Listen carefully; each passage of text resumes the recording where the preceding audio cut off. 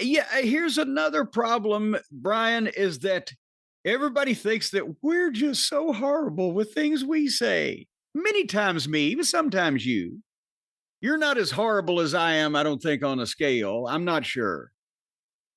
But their friends, their idols, their heroes, their the people they look up to in the wrestling world of the young kids, the with it kids.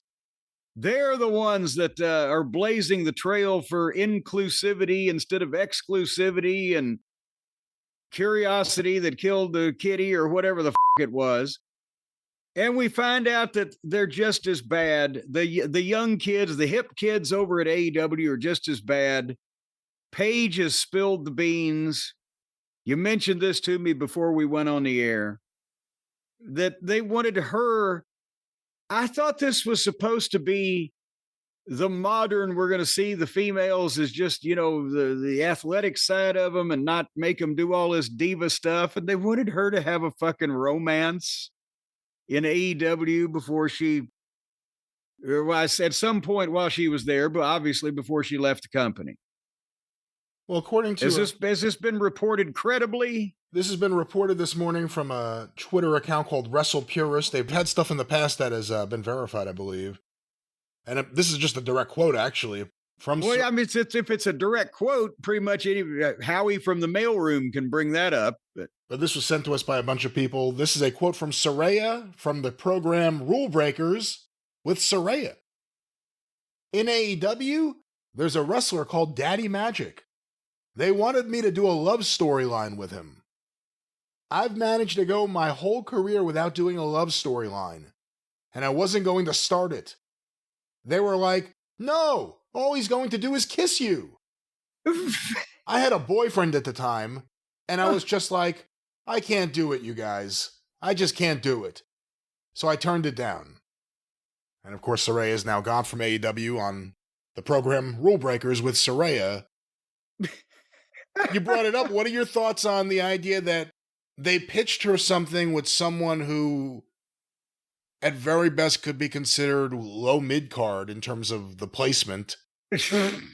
And two, you have any problem with a wrestler turning something like that down? Well, and I mean, a bunch of people are going to say rude things about this young lady as soon as we start talking about her turning anything down or whatever the case. So we're going to go high when they go low, Brian. Let's have a serious discussion about it. I'm not saying. Well, I was about to say we're going to go high when they go low. We're going to talk from a professional standpoint of this whole thing, right? Notwithstanding anything else may be in people's minds. You had me at let's go high. All right. Well, there you go.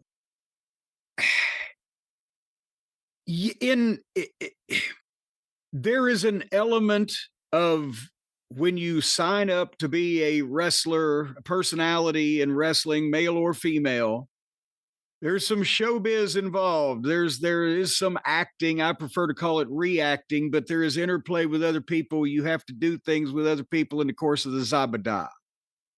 And in the past, many times, the female with a heel, where they were a real life couple anyway.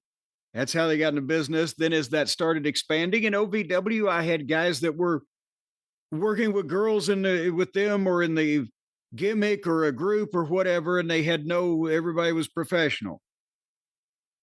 But there's some element of what you've got to portray on television. And Saraya Paige, which is her new or real. What name is she allowed to use now, wherever she may be? She owns the name Saraya. That's her name, isn't it? Okay, well, I can't remember what the fuck she's been doing. She can't use Paige. Paige is a WWE. Okay. Well, nevertheless, she was a star that was supposed to be a difference maker in AEW.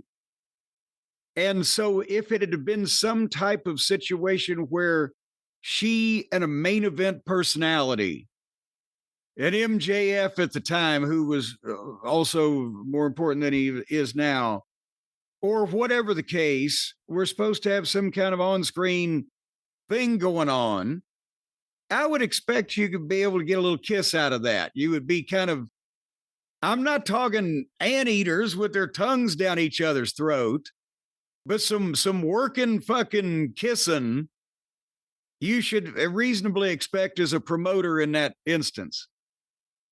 You could also hide it. You could also just, use a camera angle so you don't actually see it, but it Well, looks that's like what I'm saying. Yeah. Working fucking kissing. I mean, the lips need to be somewhere in the vicinity, but you don't have to go goddamn like you're fucking fishing in each other's mouths to, achieve the effect. Although it's optional if the participants care to. But the point is, it's fucking Daddy Mac, whatever that round, greasy faced fucking underneath guy with the hyperactivity. And they wanted this former star. She had already fallen under their booking. And suddenly they want her to be in love with this guy. No, I think she could. She had gone that far without doing the romance angles, and she saw no reason to break her trend at that point. I can understand that from her side. The question I have specific to this, and we'll get back to everything else, when was this pitched? Because Daddy Magic's partner was Cool Hand Luke, and her partner was Ruby Soho. And then we find out Ruby Soho and Cool Hand Luke just had a baby. That's why she's not around anymore. Okay. Was this a part of that? Or was it like, okay, they won't do it. You two, you're now together. What happened first? Well, at least Paige didn't end up with an 18-year anchor around her neck as a result of a wrestling angle. Oh, kids are wonderful. Stop it. Well, Daddy Max or Cool Hand Luke's? Well, you gonna have those? At least they'd have citizenship all over the place. Well, yeah, because Ruby's from Soho, right? I guess so, yeah. They can all live well, there. They're Canadian. They're a Canadian tag team, 2.0. I don't really think they've got a point, but nevertheless, congratulations to whoever deserves it. So is she in the wrong here for declining? If she was, No. She's never done an angle like this in her entire life. She's going to do it for the first time with this guy. Well, that's what they thought. Who doesn't even make Dynamite? Who doesn't even make, he's on Collision at best. I don't think that, and they, after she lost the shiny new toy status, then they didn't do that much with her to begin with. I don't think she's alleging that was particularly the reason, but they just, for a while there, they signed a bunch of girls that they thought were going to be stars, and the only one that's how long has Toni Storm been there? She wasn't there at the start, obviously. Where's Britt Baker? Yeah. Now that I'm freelancing. I don't know. Maybe she's freelancing. I really don't know where Britt Baker is. Do you think she just knocks door to door and says, I can work on your teeth? Again, there's a lot to the Britt Baker thing that maybe one day will come out. Let's keep our fingers crossed. Who'd you ask what, fillings? Who'd you ask? That's Mike Leno. Crowns? That's Dr. Mike Leno. Who'd you ask about before her? I don't know. You mentioned a different name. Oh, Toni Storm. Toni Storm. Well, when did she come in? Toni Storm, she was teaming up with Saraya and Ruby Soho when she came up with the Timeless gimmick, which took her away from everyone in the division, kind of gave her her own multiverse or universe. It would just be one universe. But if you notice, she broke away from the pack. She's the most over woman in the company. Yeah. Just because of the gimmick. So she may be, particularly right now, the only. They pitched her a love angle with Orange Cassidy, and she said, I'll become a 1930s actress, thank you. And I would have supported her in that also if you had a choice. I don't think the other thing should be allowed to procreate. But point being, she's made herself, but all of the ladies that had already had a reputation are like all the guys that already had a reputation. They come there and like that. Hey, if I could say something real quick on the topic. I wish you would. On the topic of the ladies before we move on, because I don't know where we're going. Neither do I. Just a short announcement for the fans, because I pre-ordered it and I just received an email. It is now available for me on Apple. Queen of the Ring. So for a lot of people who have wanted to see it on streaming services, it's now finally starting to get out there because my purchase copy has been downloaded. I got to ask Stacy how that works. We might have a movie night. I wouldn't have it. If you held a gun to me, I would be clicking on the cable remote trying to, where is it listed that I can? No, you literally can't turn on a clock for a blind man.